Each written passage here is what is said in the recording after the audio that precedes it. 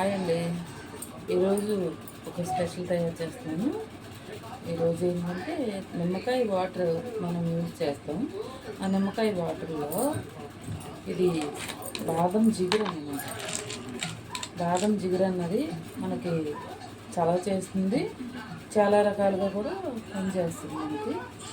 ఇది 2-3 ముక్కలు మనం రోజు నైట్ నానబెట్టేసుకుంటే పోనీ ఎక్కువైపోయినాయి అనుకోండి, ఎక్కువైపోతే ఇందులో గాజు సీసాలోని స్టోర్ చేసుకుని ఈ గాజు సీసాలో చూసారా ఇప్పుడు వేసాను, అలా నానిపోతుంది అప్పుడే.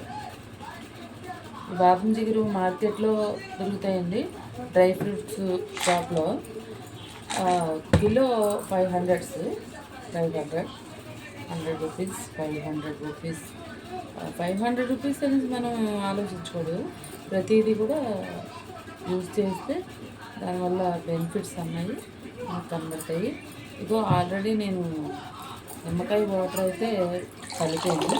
ఇందులో ఇదిగో గింజల్లాగా ఉన్నాయి చూడండి. మొన్న కలుపుకున్నవన్నీ ఇందులో వేసాను అన్నమాట. అవి ముక్కల్లాగా అలా కనబడుతున్నాయి చూసారా.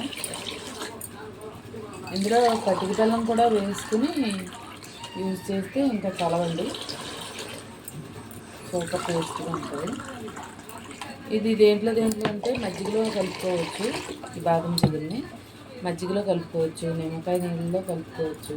ఇది అప్పుడే నానిపోతుంది చూసారా, చక్కగా చాలా బాగుంది, స్మూత్గా చక్కగా. ఇది గింజల్లాగా వస్తుంది అన్నమాట. ఇది ఇప్పుడు ఇక్కడ వరకు అవుతుంది. ఈ 4-5 ముక్కలు అన్నది ఇంతవరకు అవుతుంది.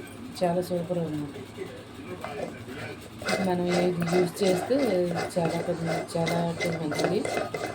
యూజ్ చేసి మీరు కూడా యూజ్ చేస్తారని కోరుకుంటూ ప్లీజ్ లైక్, సబ్స్క్రైబ్ ప్లీజ్.